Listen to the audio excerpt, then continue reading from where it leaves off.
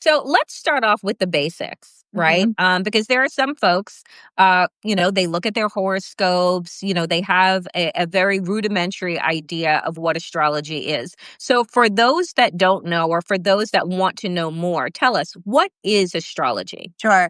Astrology is the practice of looking at planet transits above. So, specifically, where all of the planets are in the sky to interpret how our lives are being impacted right here on planet Earth. Most people know zodiac signs and so will read their horoscope, and that's fine. What a lot of folks don't know is that when we're born, all of the planets are in different zodiac signs, and each planet means something specific to your personality.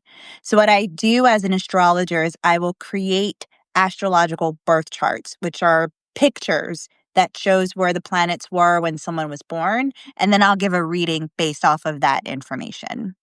What do you say to people who are just like, astrology is just a bunch of woo woo, like it doesn't really, make any sense, et cetera, that feel like it's just, gobbledygook? Because I'm truly not one of those people at all. But I remember recently when I had made mention of something that this horrible regime was doing.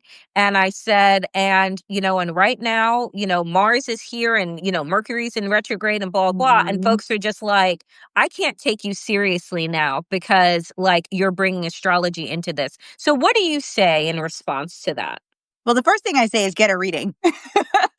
Because you'll be surprised how much you can learn about yourself, about your life, about your past, about your future by simply looking at your natal chart, your astrology chart.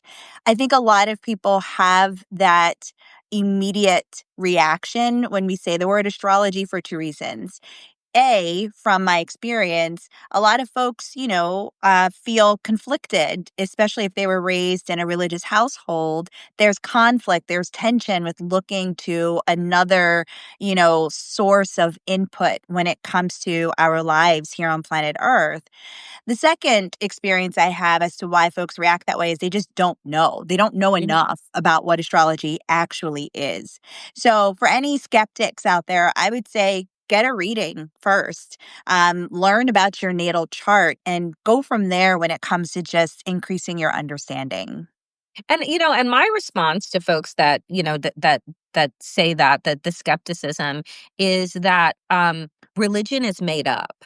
Like whatever religion you Yeah. subscribe to was made up Right. by a group of people. It is a series of stories. They're important stories, right? That Right. help you make sense of the world around you and help guide you and center you around particular morals or values. But to say that one thing that is thousands of years old, Mhm. right, guided by the stars and the planets that shift around us, that cause, oceans to pull and waves to move in different ways and cycles and all of these things. And when I think about why we moved as a culture away from astrology and into organized religion, the truth Mhm. has always comes back to one thing: money and Money. power.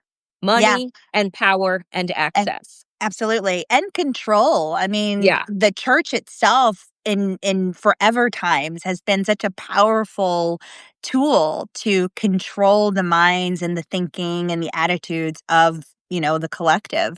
So I agree, religion is 100% made up.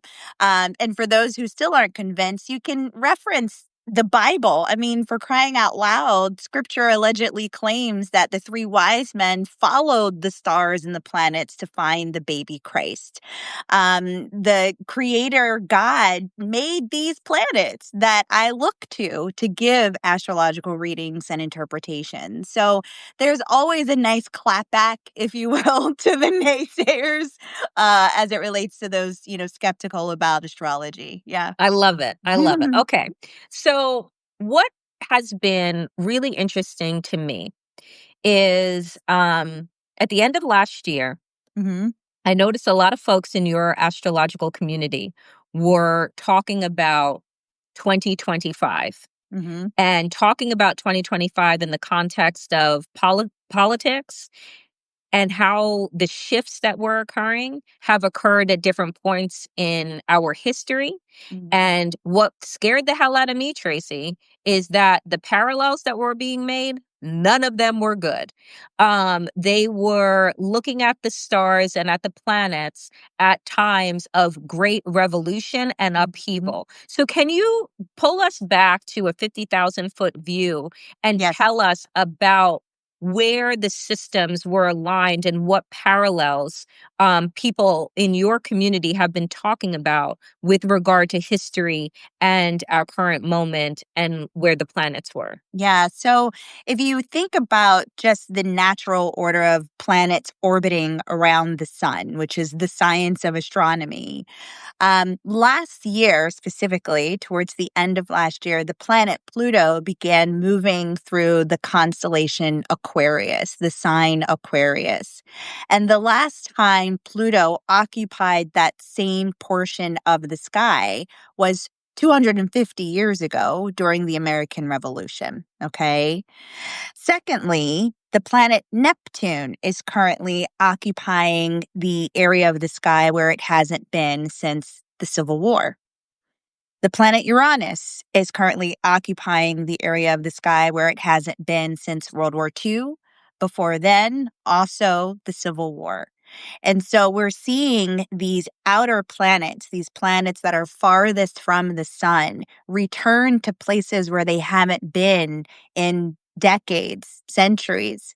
And the points where they are in the sky are similar to points that we've seen in the past when there was, these uprisings and inflection points during the American Revolution, during the Civil War, during the World War II. And what makes this so major, for lack of a better word, is that all of this is happening at the same time. Right. So Pluto just entered Aquarius in November of 24. Neptune currently moving through the sign of Aries, that just happened in March of this year. Hmm. And Uranus just entered the sign of Gemini in July of this year. So not only are we seeing these planets occupy parts of the sky that we haven't seen since these major historical events, but it's all taking place at the same time. And so astrologers are looking at this and we're able to see, oh, this is what's coming down the pike for us as a collective. This is what we can expect to anticipate as these planets make these transits. Are we going to have an American Revolution similar to what we saw in Hmm. 1775? No. But there is a revolution taking place right now. Are we going to see a similar world war that we saw in the 1930s and 40s? No. But we are seeing these propaganda campaigns that are supporting authoritarian risings and fascism. So, this is what astrologers are really tracking and paying attention to as we move through this current moment in history. So I think that, to me, again, when I saw those, when I saw those dates, Yeah. when I saw the Civil War, when I saw the American Revolution and World War II, I said, oh, dear God. Right. Like as the calendar year was turning, knowing obviously in November of 2024 that Donald Trump had won the election, and I Mhm. use air quotes and people know that. Um, had won the election. And based on what the astrology community was saying, I'm like, we're in for a hell of a ride. Yes. And, there are different planets that at different times, and I want you to be able to speak to this, make a return or leave for a period of time. Jupiter, the planet of expansion, Mhm. right, is now making a return or ending a transit that was 12 or 15 years. Can you explain that to us? Like these transits and these periods that some would say, look at different points in your own life. What things are you Mhm. closing out? What things, were happening at the beginning of this transit or at the end? Can you speak to that? Sure, yeah. So as the planets are orbiting the sun, they take a specific amount of time to do so. And so Pluto, for example, takes 250 years just to make one orbit around the sun. So America right now is experiencing its Pluto return. And that is an event that happens when any planet returns to where it was at one's moment of birth or one's inception, right? And so when the founding fathers were writing the Declaration of Independence, the planet Pluto was in the same position in the sky then as it is right now. So that's significant. Um, Speaking specifically to Jupiter, Jupiter takes about 12 years just to make one orbit around the sun. So, still a long time, but moves much faster than Pluto. And Jupiter has returned to the sign of Cancer, where it hasn't been since 2013. And so you can look back to 2013 and Mhm. see, well, what was happening for us as a collective at that time? What was happening in your personal life at that time to gain Mhm. some insight as to what will be happening right now? And it's important to note that not only are these planets affecting us collectively, but they're also affecting us personally. Mhm. Just as we're seeing a revolution right now play out in the broader macro world, somewhere in our chart, Pluto is bringing a revolution in our own personal lives. Mm. And this makes me think of the saying, as above, so below. We're Yep. all impacted by this. We're all affected by this. And that's why it's so important to pay attention to where these planets are going and heading to kind of identify a blueprint for how we get through this period of time. Incredible. And one of the things too that I also look to and I think is really interesting and a lot of other people may want to know more information about is eclipse season, right? Mhm. The eclipses. And are we in the second or third eclipse of this closeout of this year? I'm not sure. You So tell me. we've just come out of the second eclipse season. We usually get two pairs of eclipses every year. They come usually during the winter or spring months, and then again, summer or fall months. And always in pairs is a solar eclipse and a lunar eclipse that serve as bookends to new chapters. The ancients believed that eclipses were these harbingers of change. And so, whenever we have an eclipse, they really do represent these new significant chapters of change and transformation. And the eclipses that we just had, the season that we've just wrapped up, those eclipses were significant, specifically the solar eclipse that happened in the sign of Virgo. Solar eclipses, if you think of, the different lunar phases, the new moon, the waxing moon, the full moon, solar eclipses I always describe as like these amplified new moons that bring new chapters. Mm. And the solar eclipse that we just had in Virgo happened at the very last degree of the sign, the infamous 29th degree, the anaretic degree is what it's referred to in astrology. And the reason why that is so important is because the 29th degree is connected to karma and fate and destiny. And so it's interesting that we had this solar eclipse that's meant to bring a big new chapter at the end of a sign which represents completions. Mm. And what's more is that the following new moons and solar eclipses taking place in 2026, they all happen at that last degree. So we've got, for example, a new moon in Scorpio this month on November 19th at 29 degrees Scorpio. Next year, we have a solar eclipse in Aquarius on February 17th at 28 degrees Aquarius.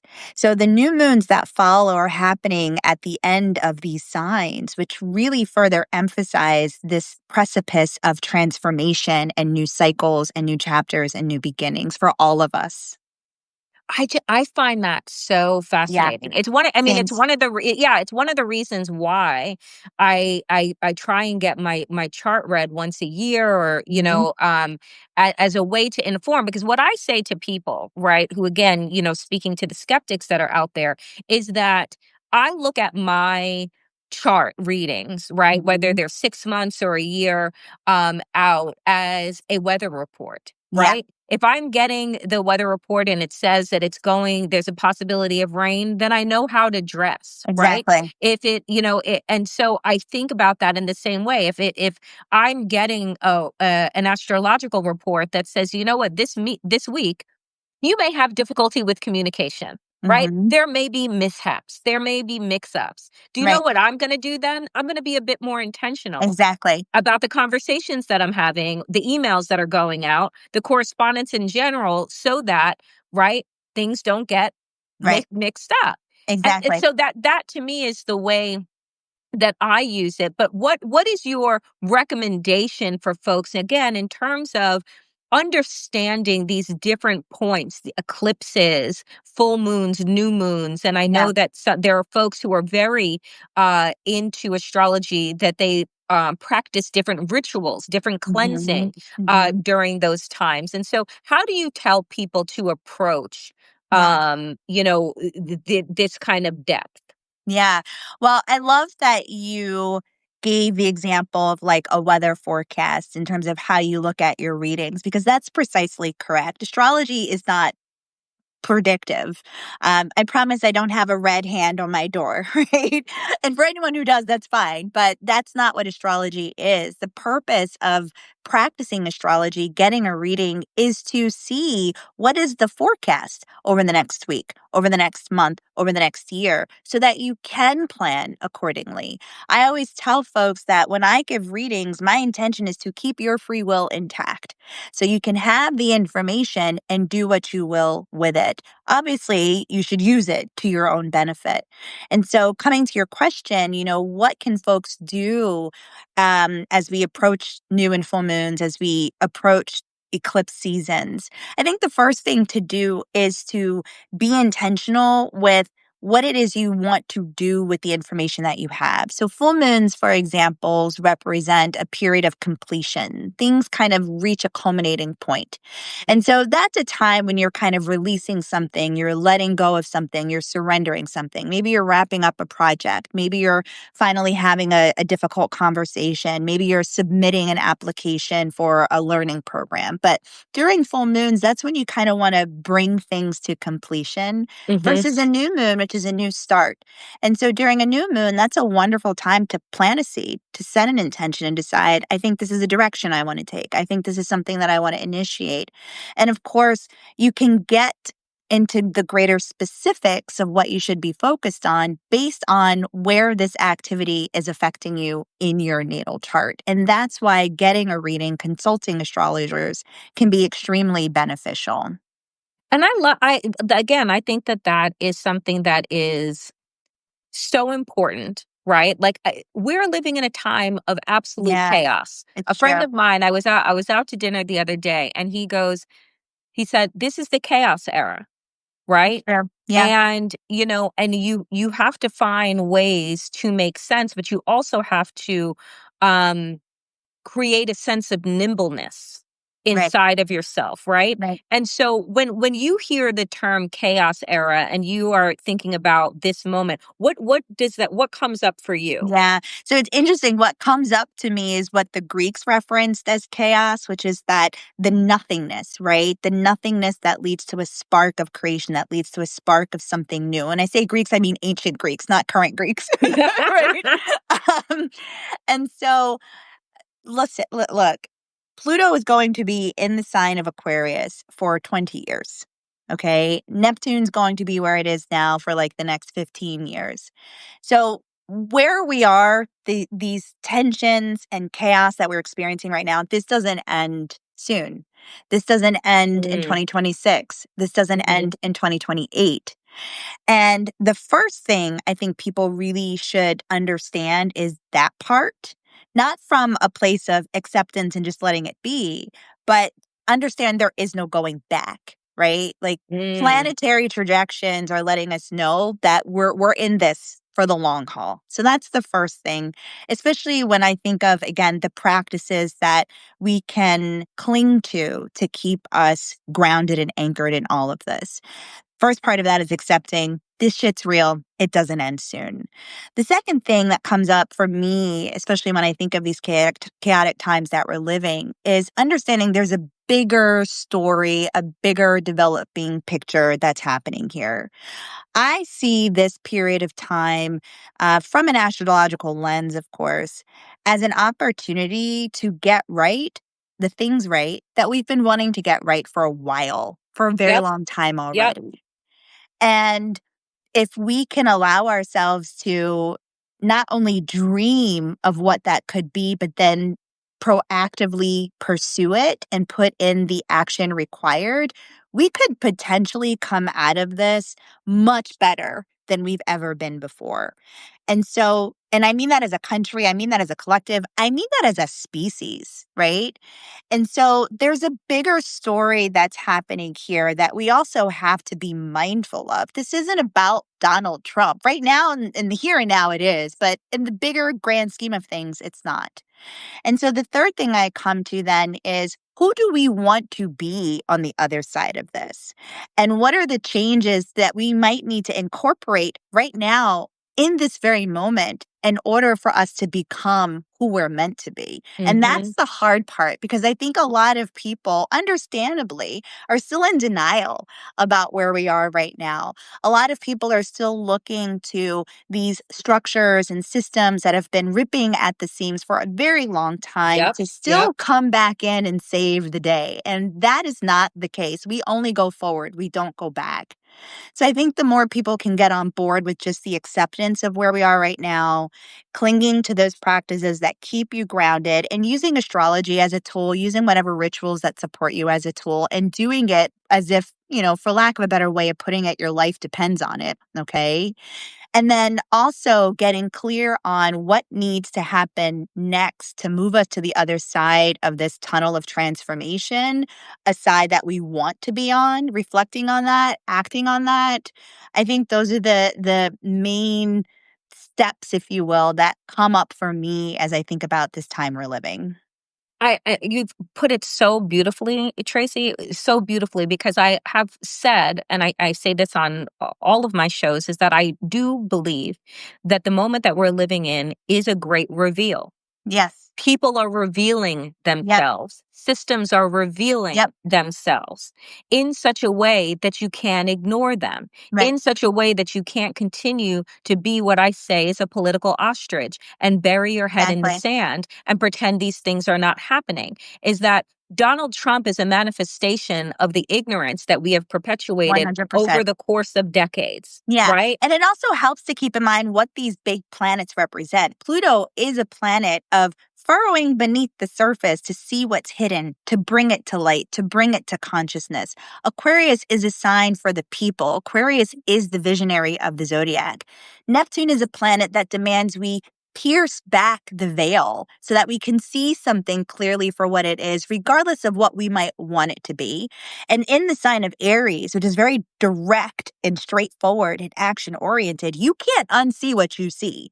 And I think that's a part of why folks are, really kind of in shock and experiencing this level of disillusionment as we're waking up. Aquarius is the awakener, the enlightener of the zodiac. A lot of astrologers believe that we're moving through this age of Aquarius. So there's a rhyme and reason to why all of this is happening. And I love the great reveal. That is precisely correct. That is absolutely correct.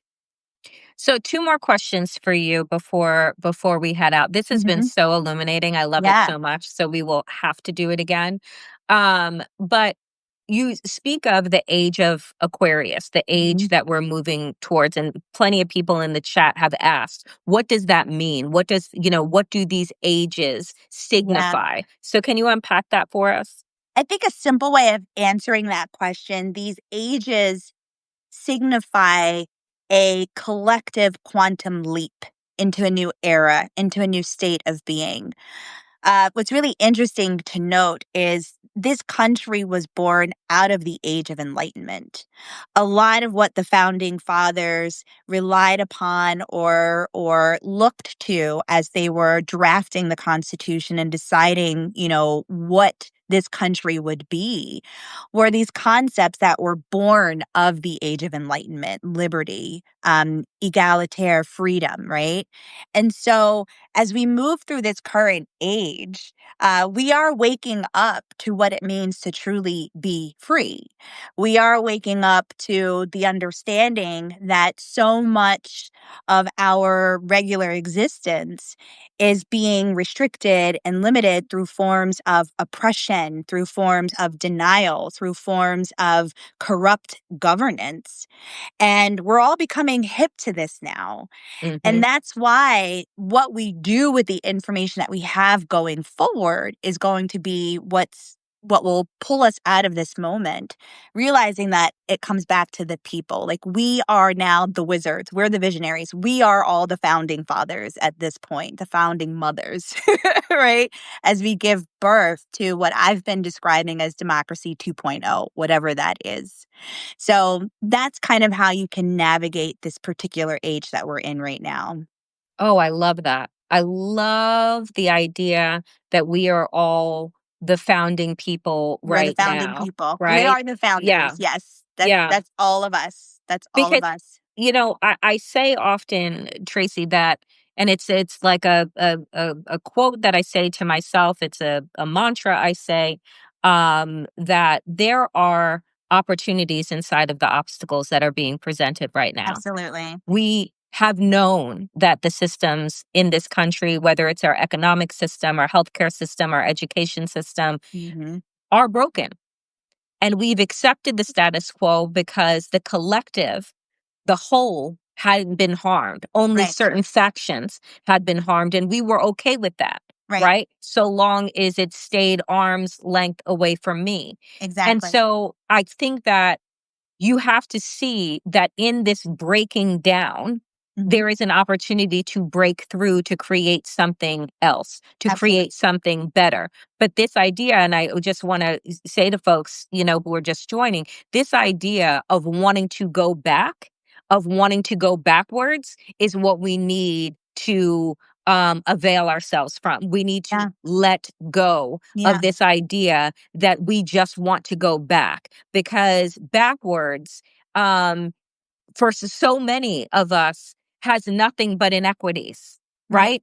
Right. It has nothing but inequities and nothing but the celebration of ignorance with regard to those inequities. Right. Forward is where we want to be, That's it. right? That's it. Um, and it's the ability to be able to move through, Yeah. right? Not move around or pretend that these things are not happening. Gotta go directly into the fire, Danielle. That's That's it. it. So that perfect setup for me for my last question for you, Tracy, which is, this show is the fire pit. Like I said at the Mhm. top, it's an opportunity and a space for us to gather, to share stories. And it also is an opportunity for us to let go of and throw into the fire things that are no longer serving us.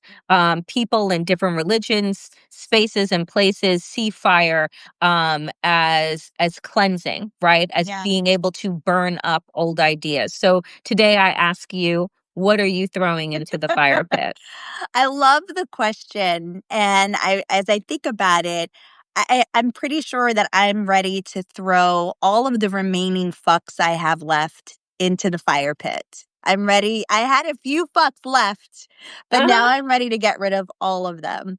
And the reason why, as I think about the fact that, a convicted felon is president of the United States, it it emboldens me, like, that's the only word I can think of. It emboldens me to dream a little bigger, to cultivate a little more audacity, to kind of take on the kind of confidence that regular white men like Pete Hegseth seem to take on a daily basis.